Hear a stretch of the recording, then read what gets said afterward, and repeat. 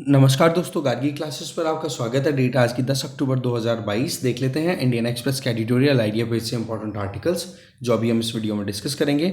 सबसे पहला आर्टिकल रहेगा तमिलनाडु में एजुकेशन किस तरीके से प्रमोट हो रही है वो।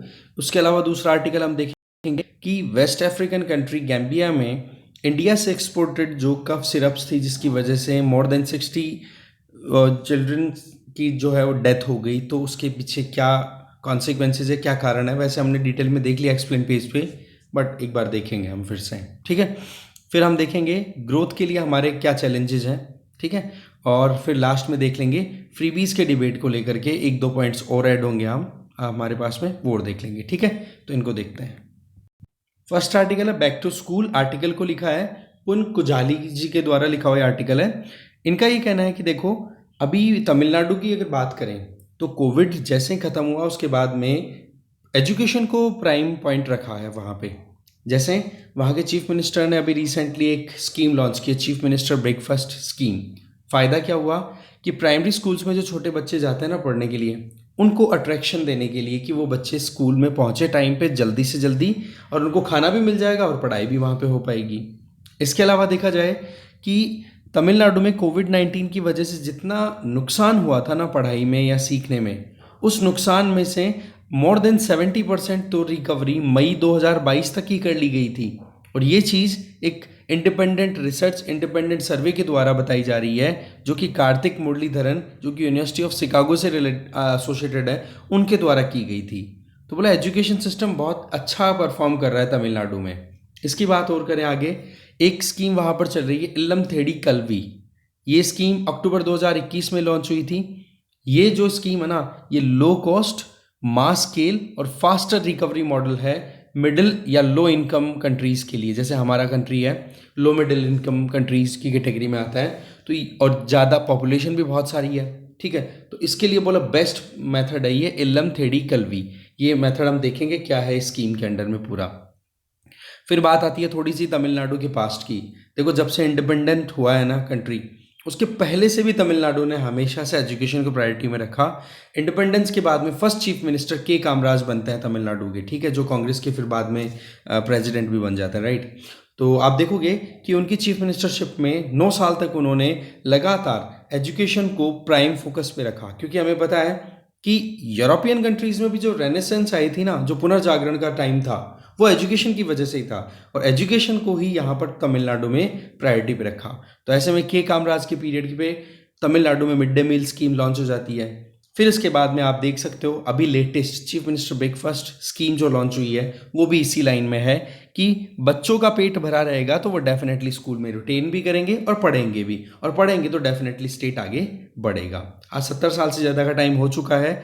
अलग अलग स्कीम्स गवर्नमेंट्स ने वहाँ पे लॉन्च की है तमिलनाडु की, अगर बात करें एजुकेशन के प्रमोशन के लिए।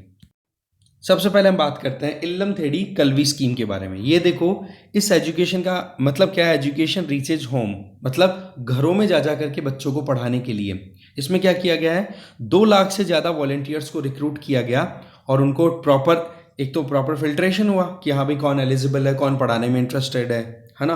फिर उनको ट्रेनिंग दे दी गई। ट्रेनिंग दे करके उनको ये कहा गया कि भाई बच्चे जो स्कूल नहीं आ पा रहे हैं या स्कूल में नहीं पहुंच पा रहे हैं, उनके घर पे जाओ, पढ़ाओ उनको, ठीक है। इसी का फिर एक्सटेंशन एक और स्कीम आईटी के प्रोग्राम, ठीक है, जिसको एनुम एजुथुम ये भी बोला जा सकता है इस प्रोग्राम को।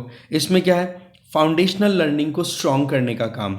इसमें टारगेट है कि 8 साल तक के जितने भी बच्चे हैं 2023 तक, है ना, 2023 अगले साल के एंड तक जितने भी बच्चे 8 साल के हो जाएंगे ना, उनकी फाउंडेशनल लर्निंग को स्ट्रेंथन करना। कैसे, जैसे कि वो अच्छे से पढ़ सकें, लिख सकें, पढ़ना लिखना, simple arithmetic calculation, basic arithmetic calculation ये आ जाए उनको, ठीक है। इसमें क्या है, प्राइमरी स्कूल के जो टीचर्स हैं ना, उनको ट्रेनिंग दी जा रही है नए मॉडल के हिसाब से। जैसे ही स्कूल खुले तो इस मॉडल पे उनको काम करना है। फिर इसके आगे देखें, Tamil Nadu school education department TNSED, और इसके अलावा देखा जाए उन्होंने भी अपनी तरफ से वर्कशॉप और स्क्रीनिंग का मतलब एक तरीके से ट्रेनिंग देने के बाद में, ट्रेनिंग देने से पहले ये चेक करना कि कौन इंडिविजुअल एजुकेशन को लेकर के सीरियस है, कौन नहीं है, ठीक है। तो इसके लिए क्या किया जा रहा है कि स्कूल्स में, गवर्नमेंट स्कूल्स में क्या किया जा रहा है, सिनेमा चलाए जा रहे हैं, जिससे कि बच्चे और ज़्यादा एंटरटेन फील करें। देखो बच्चों को स्कूल में रिटेन करना है, केवल पढ़ाई के नाम पे अगर रिटेन करोगे तो मुश्किल रहती है, तो उनको कुछ ना कुछ आपको कैरिकुलर एक्टिविटीज़ एक्स्ट्रा करवाने की ज़रूरत होती है। जैसे चार्ली चैपलिन के वीडियोस दिखा दिए, Iranian film children of haven उनके उसके बारे में उनको बता दिया, उनकी वीडियोज़ हैं वो दिखा दिए। कुल मिलाकर के अगर देखा जाए ना तो स्क्रीन के थ्रू लर्निंग करना, ठीक है, एक एंटरटेनमेंट या एक कह सकते हैं ना कि एंटरटेनिंग मैनर में बच्चों को पढ़ाना, ये एक मॉडल अपनाया वहाँ पे। इसके अलावा देखा जाए हॉलिस्टिक एजुकेशन इंश्योर करने के लिए स्पोर्ट्स पर भी बहुत ज़्यादा फोकस किया जा रहा है, जिसमें तमिलनाडु ये जो स्कूल एजुकेशन डिपार्टमेंट है ना, इन्होंने तमिलनाडु स्पोर्ट्स डेवलपमेंट अथॉरिटी के साथ कोलैबोरेशन किया है और मिलकर के ये फोकस किया है कि जो बच्चे स्पोर्ट्स में आना चाहते हैं या जो बच्चे फिजिकली स्ट्रांग है तो उनको ज़्यादा प्रमोशन मिले। तो ऐसे में क्या किया जाए, एक प्रॉपर स्क्रीनिंग और टेस्टिंग की जाए बच्चों की, है ना, और वही क्या हो जाएगा एक तरीके से बैटरी टेस्ट कि हाँ भाई किस में कितना दम है, राइट। और फिर उसके हिसाब से एक मोबाइल एप्लीकेशन बनाई जाएगी जिस पर रिकॉर्ड मेंटेन रखा जाएगा कि किस बच्चे का क्या स्टेटस है फिजिकली और वो एलिजिबल है किसी स्पोर्ट्स में पार्टिसिपेट करने के लिए और वो इंटरेस्टेड है तो उनको प्रमोशन मिलना चाहिए, ठीक है ना। इसके आगे अगर देखा जाए एक स्कीम और है, दैट इज पुथुमई पेन थिट्टम। इस स्कीम में क्या है, 1,000 रुपए तक की पर मंथ स्कॉलरशिप देने की बात की गई है उन लड़कियों को जो एजुकेशन अपनी स्कूलिंग की तो कंप्लीट कर चुकी है पर वह हायर एजुकेशन के लिए जाना चाहती हैं। इसके अलावा home based education for children, इसमें भी फोकस दिया जा रहा है कि वो बच्चे जो कि किसी भी वजह से स्कूल नहीं पहुंच पा रहे हैं उनको घरों पर जाकर के एजुकेशन दी जा सके। इस तरीके के प्रोग्राम चल रहे हैं। स्कूल मैनेजमेंट कमेटी जो है तमिलनाडु में, जो उन स्कूल मैनेजमेंट कमेटीज़ हैं उनमें वहाँ के जो वल्नरेबल सेक्शन है, जैसे मान लो वुमेन है, सिंगल पेरेंट चिल्ड्रन है, ट्रांसजेंडर कम्युनिटी के जो बच्चे हैं वो डिसेबल्ड, डिफरेंटली डिसेबल्ड हो गए, sanitary worker, ads patient, SC ST community, इनसे भी रिप्रेजेंटेशन इन कमिटीज़ में लाया जा रहा है जिससे कि उनके कंसर्न्स को एड्रेस करते हुए एजुकेशन को प्रमोशन प्रॉपरली किया जा पाए, राइट। तो कुल मिलाकर के रेनेसेंस आया था जब पुनर्जागरण आया था यूरोप में, ठीक है, डार्क एज के बाद में, तो उन्होंने ज़्यादा फोकस किया था रीजन, साइंस, ह्यूमन और नेचुरल वर्ल्ड पे, जबकि तमिलनाडु की जो एजुकेशन है उसका फोकस किस पे है, सोशल जस्टिस। कोर आइडियोलॉजी क्या है, द्राविडियन मूवमेंट की, कि कैसे भी करके वीकर सेक्शन को प्रमोशन मिले, अपग्रेडेशन मिले। तो कुल मिलाकर के यहाँ पर जरूरत है कि पेरेंट्स कम्युनिटी के विलफुल जो पार्टिसिपेंट्स है जो चाहते हैं कि कम्युनिटी में अच्छा पार्टिसिपेशन दे, तो उनकी रिस्पॉन्सिबिलिटी इंश्योर करना और साथ में फिर मॉनिटरिंग भी करना टाइम टू टाइम कि कहीं पे कोई लैकिंग तो नहीं हो रही है। तो बोले ये एक शानदार मॉडल है, इस मॉडल पर एजुकेशन पर ज़्यादा ध्यान देने की जरूरत है, बाकी स्टेट्स को भी, ठीक है। तो ये पॉइंट था एजुकेशन के लिए। आगे चलते हैं। Next article, dubious drug. देखो अभी रिसेंटली एक न्यूज़ निकल के आई थी, WHO ने अपनी तरफ से अलर्ट डिक्लेयर किया था कि गैम्बिया, वेस्टर्न अफ्रीकन कंट्री में लगभग 66 बच्चों की डेथ हो गई। कारण क्या है कि उन्होंने ये अलग अलग तरीके की जो कफ सिरप्स हैं वो कंज्यूम की। ये कफ सिरप्स के नाम यहाँ पर दिए हुए हैं और ये कफ सिरप प्रोड्यूस कौन करता है, हरियाणा बेस्ड एक फार्मास्यूटिकल कंपनी है जिसका नाम है, यहाँ पर आप देख सकते हो, 1 सेकेंड में बताता हूँ, यहाँ पर आप देख सकते हो मेड इन फार्मास्यूटिकल्स, ठीक है। तो हुआ क्या है इसमें कि 2 टॉक्सिक मटेरियल देखने को मिले हैं इन सिरप्स का। जब लेबोरेटरी टेस्ट हुआ ना तो पता पड़ा कि इनमें 2 जहरीली चीज़ें मिल गई जो कि बच्चों के लिए बहुत ज़्यादा डेडलीस्ट साबित हो गई। एक तो है ना, एक का तो नाम है डाईथाइल ग्लाइकोल, एक है एथिलीन ग्लाइकोल। ये दोनों के दोनों सब्सटेंसेज हैं वो ह्यूमन हेल्थ के लिए बेकार हैं। जैसे अगर इनको कंज्यूम करते तो पेट में दर्द होना, उल्टी होना, डायरिया की प्रॉब्लम हो जाना, ठीक है, यूरिन का पास होना, सर दर्द होना, इवन कई बार तो किडनी भी इंजर्ड हो जाती है। कुल मिलाकर के अभी जो 66 बच्चों की डेथ हुई है गैम्बिया में वो बेसिकली किडनी इंजरी की वजह से हुई है। और ऐसा केस केवल गैम्बिया बेस्ड ही नहीं है, 2020 में 17 बच्चों की डेथ हुई थी जम्मू एंड कश्मीर में भी। उस टाइम पर भी इसी तरीके की सिरप जो है वो कंज्यूम की थी बच्चों ने, और जब उन सिरप्स का टेस्ट हुआ लेबोरेटरी में तो पता पड़ा कि डाईथाइल ग्लाइकोल उसमें प्रेजेंट था। तो इंडिया ने तो देखो उस टाइम पर इस तरीके की सिरप्स को बैन कर दिया था, पर थर्ड वर्ल्ड कंट्रीज जहां पर आज इंडिया एक उनकी फार्मेसी की तरह दिखाई देता है, वहां पर ये जो लापरवाही बरती जा रही है तो उसकी वजह से इंडिया की इमेज पे डेंट जा रहा है। तो कुल मिलाकर के WHO ने अपनी तरफ से ये अलर्ट डिक्लेयर किया है कि भाई ये सिरप्स हैं, इनकी वजह से ही डेथ हुई है। तो इन अलर्ट्स को, इन सिग्नल्स को जो WHO ने रेज किया उनको बिल्कुल भी इग्नोर नहीं करना चाहिए, ठीक है। इसके अलावा देखा जाए तो एक तो होती है ये जो आप देखते हो ना, ये डाईथाइल, हमने बात की दोनों की, डाईथाइल ग्लाइकोल और एथिलीन ग्लाइकोल। ये जो मिक्स्ड मटेरियल होता है ना, ये जो मिक्स सब्सटेंस होती है, जिस भी आप देखते हो सिरप्स में क्या होता है, लिक्विड फॉर्म में सॉल्वेंट होता है और उसमें मिक्स कर दिया जाता है, जैसे चीनी मिला दी जाती है पानी में, ठीक है। तो कुल मिलाकर के बात क्या है कि जब वो सॉल्वेंट यूज होता है ना, वो सॉल्वेंट में कहीं ना कहीं लापरवाही कर देती हैं कंपनियां, जो लिक्विड जिसमें कि दवाई मिलाई जाती है उसमें लापरवाही कर देती है। तो गवर्नमेंट ऑफ इंडिया ने तो क्या कर दिया था, बोला ऐसे सॉल्वेंट को बंद ही कर दो जिनमें टॉक्सिक्स आने के डर हो। और हमने फोकस किस पे किया, सस्पेंशन बेस्ड पे। सस्पेंशन क्या होता है, आपको पता है कि जैसे हम नॉर्मली कोई भी लिक्विड मटेरियल यूज करते हैं और उसमें दवाई मिलानी है, ठीक है, कि हाँ भाई बच्चे को देनी है, बच्चे को देनी हो तो आपको पता है सिरप पेस्ट में देना होता है। जैसे मान लो पैरासीटामोल किसी बच्चे को देनी है ना, टैबलेट तो दे नहीं सकते, तो आप क्या करते हो, उसकी टैबलेट को उसका पाउडर बना दो और लिक्विड में मिक्स करके और उसकी बना दो क्या, सिरप। अब क्या होगा कि सस्पेंडेड मटेरियल में थोड़ी सी ये प्रॉब्लम रहती है कि वो अगर उस बॉटल को हिलाया नहीं जाए तो वो सारा का सारा नीचे बैठ जाएगी। तो ऐसे में वो लिखा जाता है ना कि शेक करो, फिर बाद में मिलाओ, फिर बाद में पिला दो बच्चों को। तो उस चीज़ पर इंडिया ने ज़्यादा रिलायंस रखी, क्योंकि रिस्क क्या था, इन टॉक्सिक मटीरियल्स का, जो एकदम कहते हैं ना कि चीनी घुला हुआ जो पानी होता है उसकी बजाय इंडिया ने डिपेंडेंसी किस पे रख ली, इन पे सब सस्पेंशन वाले मटेरियल पे, कि कोई बात नहीं है, थोड़ा गाइड कर देंगे कि हाँ भाई जब भी दवाई दो बच्चे को तो थोड़ा बॉटल को हिला करके दे देना। पर थर्ड वर्ल्ड कंट्रीज में ये टॉक्सिक मटेरियल बेस्ड जो भी सॉल्वेंट थे उनको यूज होना रोका नहीं गया। अच्छा, ये एक शॉर्टकट के तौर पे भी देखा गया कि कैसे, आप देखो कि इंडिया में तो जो है जो भी ड्रग्स प्रोड्यूस हो रही है, जो भी कंज्यूम हो रही है, उनको तो कंट्रोल किया जा रहा है, पर एक्सपोर्ट हो रही है उनको नहीं कर रहे। तो ये चीज़ कहीं ना कहीं इंडिया के लिए बहुत मुश्किलें हैं। तो कुल मिलाकर के पॉइंट यहाँ पर है कि रेगुलेटर्स है ना, जैसे कि हमारे यहाँ पर ड्रग्स एंड कॉस्मेटिक एक्ट है, इसके अंडर में सीधा लिखा हुआ है कि स्टेट अथॉरिटीज़ की ड्यूटी है कि वो ड्रग की क्वालिटी को मॉनिटर करे, रेगुलेट करे। इसके लिए हमारे यहाँ पर जो सेंट्रल ड्रग कंट्रोलर जो है CDSO, उनके द्वारा यहाँ पर लापरवाही बरती गई है। क्योंकि सीधी सी बात है कि एक्सपोर्ट कर रहे हो, चलो ठीक है कि दूसरे कंट्री में जाकर के बिकेगी, ये जो सिरप्स हैं ये इंडिया में नहीं बिकती हैं, ये केवल वहाँ पर थर्ड वर्ल्ड कंट्रीज़ में बिकती हैं, अफ्रीकन कंट्रीज़ में।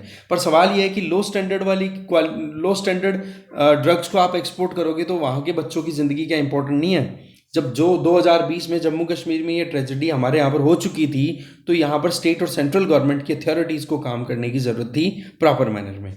अब सच देखा जाए तो CDSO सर्वे 2014-15 के हिसाब से ये कहा जा रहा है कि इंडिया में जो बड़ी कंपनियां ना, लार्ज फार्मा कंपनीज, उनको भी अगर हम ध्यान में रखें तो लगभग 5% ऐसी दवाइयां प्रोड्यूस होती हैं हमारे देश में जो कि क्वालिटी टेस्ट में फेल होती हैं। अब ये अगर इंडिपेंडेंट सर्वे के हिसाब से देखा जाए तो हो सकता है 5 नहीं 10-15% तक दवाइयां ऐसी जाएंगी जो कि फेल करती हैं क्वालिटी टेस्ट को। तो कुल मिलाकर के इस पर ध्यान रखने की ज़रूरत है। अब देखो हमारे यहाँ पर जो एक्सपोर्ट बॉडी जो काम करती है ना, फार्मा एक्सपोर्ट बॉडी, जिसका नाम है फार्मेक्सिल, इस बॉडी को WHO के अलर्ट्स को बिल्कुल अटेंशन देने की जरूरत है। वैसे देखा जाए ना तो फार्मेक्सिल ने तो अपनी तरफ से मेंबरशिप तो खत्म कर दी है इस कंपनी की, जिस कंपनी की सिरप्स थी, कफ सिरप, जिसकी वजह से वहाँ पर गैम्बिया में बच्चों की डेथ हो गई। पर सवाल ये है कि यहाँ पर हम हमारे इंस्टीट्यूशन को, अथॉरिटीज़ को थोड़ा एम्पावर करें और वो काम करे टाइम पे, तब ज़रूरी है। नहीं तो मुश्किलें हैं फिर हमारे लिए भी। हम एक्सपोर्ट ओरिएंटेड होना चाहते हैं, वर्ल्ड की फार्मेसी बनने की हम सोच रहे हैं, या फिर हम कहते हैं खुद को, तो ऐसी परिस्थितियों में लापरवाहियाँ काम की नहीं है फिर, ठीक है ना। और इंडस्ट्री बॉडीज़ को ज़रूरत है कि वो इस तरीके के मैकेनिज्म डेवलप करें जिससे कि क्वालिटी कंट्रोल तो एटलीस्ट मेंटेन हो सके। नहीं तो क्या है, क्वालिटी बिगड़ेगी और फिर बाद में प्रॉब्लम हो सकती है कि नहीं। तो गैम्बिया से हमें बहुत कुछ सीखने की ज़रूरत है, ये जो अभी इंसिडेंट हुआ है, और हमारी जो रेपुटेशन है उसको डेंट ना पहुँचे, नहीं तो थर्ड वर्ल्ड कंट्रीज हमें रिजेक्ट करना शुरू करेंगे। क्योंकि सीधी सी बात है, सबके बच्चे अपने अपने लिए प्रेशियस हैं, ठीक है, तो आप लापरवाही नहीं कर सकते। तो ये हो गया हेल्थ से रिलेटेड। आगे चलते हैं। नेक्स्ट है रिस्क टू ग्रोथ। आर्टिकल को लिखा है धर्मकीर्ति जोशी जी ने। इनका ये कहना है, देखो वर्ल्ड बैंक ने अपनी तरफ से लेटेस्ट डेटा रिलीज किया है कि इंडिया की GDP ग्रोथ 2022-23 में 7.5 की बजाय 6.5% ही रहने वाली है। इसके पीछे कारण है बिगड़ा हुआ इंटरनेशनल सिनेरियो। देखो नॉर्मल सर्कमस्टांसेस में हम देखें तो हमारे लिए GDP पर 2 हम चीज़ें एड्रेस कर सकते हैं। सबसे पहली चीज़ तो अगर पिछले 2 दशकों की हम बात करें, पहला पॉइंट तो ये है कि इंडिया की जो ग्रोथ रेट है ना, वो वर्ल्ड की ग्रोथ रेट से मैच करती है, ठीक है। इंडिया की ग्रोथ साइकिल है वो सिंक्रोनाइजेशन में रहती है जो एडवांस्ड इकोनॉमीज है। क्यों? क्योंकि इंडिया जो एक्सपोर्ट करता है वो एडवांस इकोनॉमीज में जाकर के बिकता है और वहीं से फिर इंडिया कुछ अर्न करता है। दूसरा, ये तो हो गया शॉर्ट टर्म के लिए। दूसरा पॉइंट है लॉन्ग टर्म के लिए, इसमें यह है कि जीडीपी ग्रोथ रेट जो है, ठीक है, वो एडवांस इकोनॉमी और इंडिया इन दोनों का डाइवर्जेंस आपको देखने को मिलेगा। डाइवर्जेंस का मतलब इंडिया की लॉन्ग टर्म में जीडीपी ज़्यादा जा रही है और बाकी एडवांस कंट्रीज की जीडीपी है वो डाउन जा रही है। तो ये हो गया लॉन्ग टर्म। तो शॉर्ट टर्म में तो क्या हो रहा है, इन टेंडम है वर्ल्ड इकोनॉमी या फिर एडवांस्ड कंट्रीज की इकोनॉमी एंड इंडियन इकोनॉमी। और देखा जाए लॉन्ग टर्म में तो इंडियन इकोनॉमी जो है वो ग्रो करने की स्कोप दिखा रही है, जबकि द एडवांस इकोनॉमी जो वो थोड़ी सी बैकफिट पे जाती हुई दिखाई दे रही है। इसके अलावा देखा जाए तो एक हमें पता है ये हो गया दोनों एस्पेक्ट्स। अब हम बात करें ग्रोथ प्रोस्पेक्ट में क्या क्या हर्डल्स हैं। सबसे पहली चीज़ तो इन्फ्लेशन डायनामिक्स, ठीक है। दूसरी फाइनेंशियल कंडीशन, इनका भी असर देखो पूरा इकोनॉमी पे पड़ता है, ठीक है। इनको एक एक आगे बताया हुआ है। सबसे पहले हम अगर इन्फ्लेशन पे पॉइंट करें, है ना, नियर टर्म प्रोस्पेक्ट में। अब नियर टर्म प्रोस्पेक्ट की अगर बात करें तो क्या पॉइंट था कि एडवांस्ड इकोनॉमीज और इंडियन इकोनॉमी जो है वो सिंक्रोनाइजेशन में चलेगी। एडवांस इकोनॉमीज ग्रो करेगी तो इंडियन इकोनॉमी भी ग्रो कर जाएगी। अब देखो बात ऐसी है कि इस पॉइंट पे एक पॉइंट आता है इन्फ्लेशन का। आज के टाइम पे महंगाई देखो कितनी ज़्यादा हो रही है, और महंगाई को कंट्रोल करने के चक्कर में अलग अलग सेंट्रल बैंक्स के द्वारा इंटरेस्ट रेट भी राइज की जा रही है, और उसी की वजह से कहीं ना कहीं हमारी जो करेंसी है वो डेप्रिशिएट भी हो रही है, राइट। तो इन्फ्लेशन अपने आप में बहुत बड़ी सरदर्दी है। अब इसके साथ में अगर देखा जाए तो यूएस और यूरोपियन रीजन की बात करें, यूरोजोन की अगर बात करें तो वहाँ पर ग्रोथ रेट तो कितनी बताई जा रही है, 0.2 से 0.3% 2023 में। चाइना की ग्रोथ रेट 2.7 बताई जा रही है, और इंडिया की ग्रोथ रेट 6.5%। तो कंपैरेटिवली ठीक है, पर जितना बेनिफिट हम उठा सकते थे इंटरनेशनल मार्केट का वो अब नहीं उठा पाएंगे। क्यों? क्योंकि अगर ये इकोनॉमीज ग्रो ही अच्छे से नहीं करेंगी तो ये इंपोर्ट क्या करेंगी, जब ये इंपोर्ट ही कुछ नहीं करेंगी तो हम एक्सपोर्ट क्या करेंगे।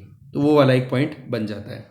दूसरी अगर बात करें तो ग्लोबल स्लो डाउन का असर देखो इंडिया पर पड़ेगा, जो कि मैं आपको बता चुका हूं कि इंडिया का एक्सपोर्ट जो है वो डाउन जाएगा। अच्छा, दूसरी तरफ ग्लोबल स्लो डाउन की अगर बात जब भी होती है ना, तब एक सिनेरियो हमेशा बन के आता है कि जब एडवांस इकोनॉमी स्लो डाउन में चली जाती है तो वहां पर क्रूड ऑयल की डिमांड कम होती है। तो ऐसे में क्रूड ऑयल की डिमांड के चलते क्रूड ऑयल की प्राइसेस इंटरनेशनल मार्केट में करती है कॉलेप्स। पर इसमें भी अब पेचीदगी आ गई है। क्या? ओपेक प्लस कंट्रीज की जो अभी रिसेंटली ऑस्ट्रिया की कैपिटल वियना में मीटिंग हुई है, उसमें क्या डिसाइड किया उन्होंने कि जी हम तो हमारे प्रोडक्शन को रिड्यूस करेंगे, ठीक है। अब वो प्रोडक्शन अगर रिड्यूस होता है तो इसका मतलब क्रूड ऑयल की प्राइस क्रैश नहीं करेगी, और क्रूड ऑयल की प्राइस क्रैश नहीं करेगी तो इंडिया तो अपनी रिक्वायरमेंट का 80% तो इंपोर्ट करता है। इसका मतलब हमारा इंपोर्ट बिल भी डाउन नहीं जाएगा, इसका मतलब हमारे ऊपर वजन अभी भी बना हुआ है। तो कुल मिलाकर के जो ग्लोबल स्लो डाउन का एक बेनिफिट हमें मिल सकता था वो ये कि क्रूड ऑयल की प्राइस रिड्यूस हो सकती है, वो भी नहीं होगी। तो ये परिस्थितियां मिलकर के हमारे लिए बन रही है पेचीदगियों वाली सिचुएशन। फिर आगे राइटर बता रहे हैं कि अगर हम शुरुआत करें फिस्कल से, देखो जियोपॉलिटिकल डेवलपमेंट जो देखा जाए, जैसे ये 2022-23 का साल शुरू हुआ, सबसे पहले क्या हुआ, रशिया ने यूक्रेन पे अटैक कर दिया। अभी तक हाल खराब है, ठीक है। जो एग्रीकल्चरल कमोडिटीज़ हैं उनके एक्सपोर्ट को रोका हुआ पड़ा है, और इसकी वजह से इंटरनेशनल मार्केट में एग्रीकल्चर कमोडिटीज़ हैं उनके प्राइस हुए राइज। फिर हम बात करें करंट, तो इंटरनेशनली अगर देखा जाए ना तो अभी रिसेशन का डर लगा हुआ है। अगर हम वेस्टर्न वर्ल्ड की बात करें, यूरोप की और अमेरिका की, तो वहाँ पर अगर रिसेशन रहता है इसका मतलब डिमांड बनेगी वहाँ पे कम, और डिमांड अगर कम होगी तो वहाँ पर तो देखो इन्फ्लेशन फिर भी कंट्रोल में आ जाएगी।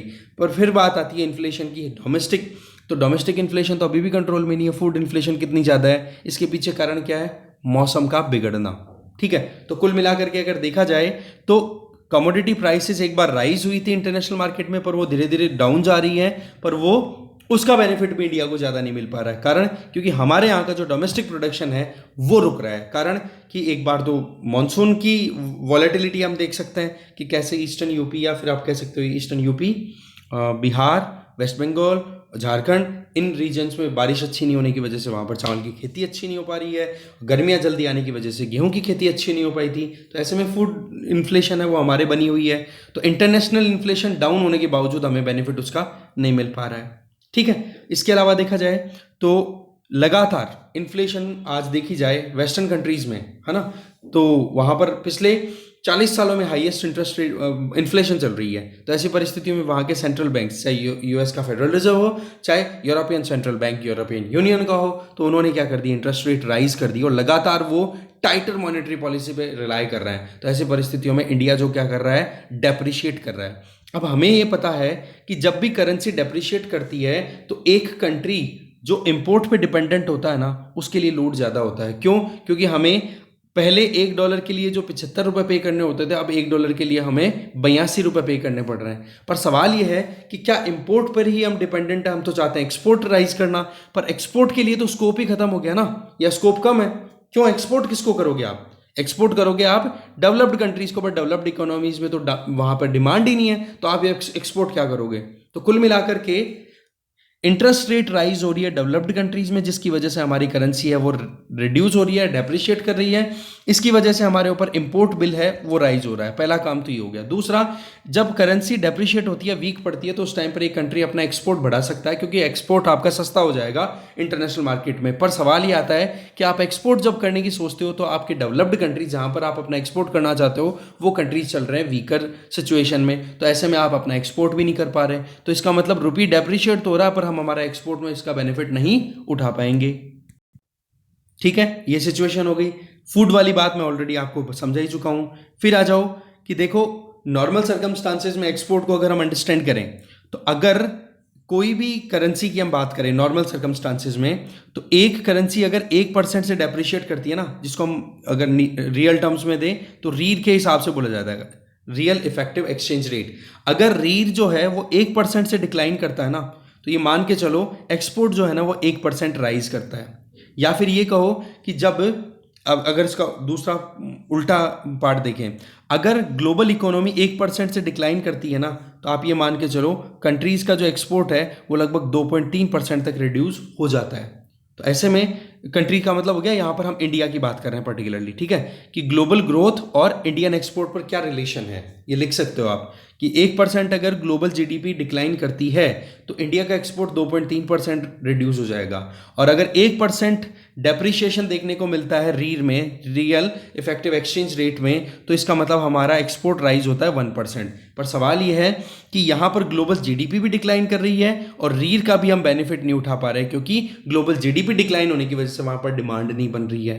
तो ओवरऑल देखा जाए तो इकोनॉमी के स्लो डाउन में हमारा एक सपोर्ट जो बन सकता था वो था एक्सपोर्ट, पर एक्सपोर्ट भी हम कहीं ना कहीं बढ़ा नहीं पा रहे हैं। और डब्ल्यूटीओ ने देखो रिसेंटली डेटा रिलीज किया ही है कि ग्लोबल ट्रेड जो है वो वॉल्यूम वाइज डिक्लाइन ही करने वाला है आने वाले टाइम पर। इस चीज़ का असर हम हमारे यहाँ से एक्सपोर्ट होने वाले जो भी आइटम्स हैं उनकी अगर बात करें, तो कंज्यूमर जो कंजम्पशन लिंक्ड सेक्टर है, जैसे टेक्सटाइल इंडस्ट्री हो गई, या फिर हम जो लेदर इंडस्ट्री की बात करते हैं वो डिक्लाइन कर रही है। इंजीनियरिंग इलेक्ट्रॉनिक गुड्स हैं, उन पे भी असर देखने को मिल रहा है, हम एक्सपोर्ट कम कर पा रहे हैं। इसके अलावा डोमेस्टिक ग्रोथ की बात करें तो ये थोड़ी सी स्ट्रांग बनी हुई है, हमारे यहाँ पर इकोनॉमिक एक्टिविटीज़ जो है वो ठीक ठाक बनी हुई है, तभी तो 6.5% की ग्रोथ रेट मेंटेन की है। इंटरनेशनल मार्केट की वजह से तो डिक्लाइन है, 7.5 की बजाय 6.5% अब वर्ल्ड बैंक ने बोल दिया, पर 6.5 भी जो बनी हुई है ना, बाकी चाइना की इनके हाल देखो 2%, 2.5%, 0.6, 0.3% की ग्रोथ रेट से आगे बढ़ने वाले हैं, तो उनके कंपेरिजन में बेटर है। तो वो डोमेस्टिक जो हमारी इकोनॉमी है उसकी वजह से है। इसके आगे फिर राइटर बोल रहे हैं कि जब हम इंपोर्ट जब भी करते हैं और इंपोर्ट का अगर हमारा बिल ज़्यादा बढ़ता है तो वैसे हमारा नुकसान होता है। फिर करंट अकाउंट डेफिसिट में आज लगभग देखें तो जीडीपी का लगभग 2.8% चल रहा है करंट अकाउंट डेफिसिट, जो कि बहुत ज़्यादा होता है अपने आप में, क्योंकि 0.8, 1%, 0.6 ऐसा चल रहा था पिछले अगर ट्रेंड की अगर बात की जाए। अब हम बात करते हैं थोड़ा सा डोमेस्टिक फ्रंट की डिटेल में। देखो, कोविड-19 ने हमारे यहाँ पर इतना असर डालना थोड़ा सा कम कर दिया है कि इकोनॉमी को रोकना पड़े, लॉकडाउन लगाना पड़े, इसकी वजह से थोड़ा ठीक ठाक काम चल रहा है। दूसरा, कोविड के रुकने की वजह से जो contact intensive services, for example hotels की इनकी बात कर लें, तो वो अब जो है वो थोड़ा अच्छा परफॉर्म कर रहे हैं। कैसे?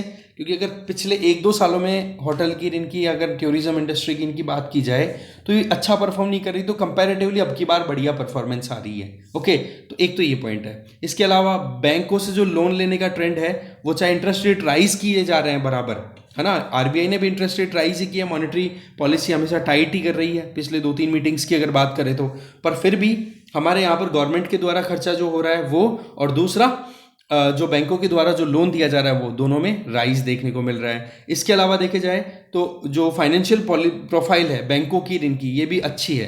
कैसे? एक फाइनेंशियल हेल्थ तो किसकी है? Large and mid size corporate. इसका मतलब जो इन्वेस्टमेंट हो रहा है शेयर मार्केट में इनमें, वो अच्छा खासा चल रहा है, बुरा परफॉर्म नहीं कर रहा सेंसेक्स और निफ्टी की अगर बात करें। और बैंकिंग सेक्टर की बात भी करें तो बैंकों के सामने अब चैलेंज जो एनपीए का था वो अंडर कंट्रोल है। ठीक है। हाँ, वो बात अलग है कि हमारे लिए एक जो इंपॉर्टेंट पॉइंट था वो क्या, कि एमएसएमई सेक्टर में जो फर्स्ट लॉकडाउन लगने के बाद में गवर्नमेंट के द्वारा सस्ती रेट के ऊपर जो लोन दिया गया था, ईसीएल, वो जो इमरजेंसी क्रेडिट लाइन स्कीम के अंडर में, उस स्कीम के अंडर में लगभग 16 से 17% जो एमएसएमईज हैं वो अंडर स्ट्रेस आ चुके हैं। पर वही बात है कि सिचुएशन में अभी थोड़ा सा और सपोर्ट की रिक्वायरमेंट है एमएसएमईज की अगर बात करें, बट हम ओवरऑल इकोनॉमी की बात करें तो वो कहीं ना कहीं ठीक कंडीशन में हम कंसिडर कर सकते हैं। इसके अलावा एक्सटर्नल डिमांड की अगर बात करें वो डाउन हो रही है, और इंटरेस्ट रेट जो दूसरे सेंट्रल बैंक से उनके द्वारा लगातार राइज की जा रही है, वो देखो हमारे लिए कहीं ना कहीं मुश्किलें पैदा कर रहे हैं। बाकी डोमेस्टिकली अगर देखा जाए तो परफॉर्मेंस बुरी नहीं है। तो यही चीज़ बताई जा रही है कि फोरकास्ट के ऊपर बहुत सारी एस्पेक्ट्स हैं। तो शॉर्ट टर्म में अगर देखें 1-2 साल में, तब तो देखो ग्लोबल इकोनॉमी का पूरा असर हमारी इकोनॉमी पर देखने को मिलता है। और अगर हम 5-7 साल 10 साल की अगर बात कर लें तो वहां पर फिर ग्लोबल इकोनॉमी किधर जा रही है। ग्लोबल इकोनॉमी का मतलब क्या, एडवांस इकोनॉमी, यहाँ पे मैं पॉइंट बोल रहा हूँ, ठीक है। एडवांस इकोनॉमीज सिंक्रोनाइजेशन में रहती है इंडियन इकोनॉमी के साथ में, या इंडियन इकोनॉमी जो एडवांस इकोनॉमीज की सिंक्रोनाइजेशन में रहती है शॉर्ट टर्म में। और लॉन्ग टर्म में अगर देखें तो बिल्कुल डाइवर्स करती हुई दिखाई देती है। इंडियन इकोनॉमी ग्रो करेगी, बाकी इकोनॉमीज डाउन जा सकती है, बाकी का मतलब एडवांस इकोनॉमीज। तो ये सिनेरियो यहाँ पर राइटर एक्सप्लेन करना चाह रहे हैं। Last article in defence of freebies, article को लिखा है बेस्टियन स्टूअर्ट इनके द्वारा। देखो फ्रीबीज को लेकर के जो मुद्दा चल रहा है ना, उसको यहाँ पर राइटर बोलना चाह रहे हैं कि हमारे कॉन्स्टिट्यूशन में directive principle of state policy को एक्सप्लेन किया हुआ पार्ट 4 में, जहां पर आर्टिकल 36 ये कहता है कि स्टेट जो है वो जस्ट सोशल ऑर्डर को सिक्योर करने की कोशिश करेगा। मतलब सरकार जो है वो सोसाइटी में जस्टिस इंश्योर करेगा। देखो पॉलिटिकल जस्टिस इंश्योर करने का काम तो कौन करता है, fundamental rights, but social and economic justice की जब बात आती है तो वो आता है कौन, डीपीएसपीज।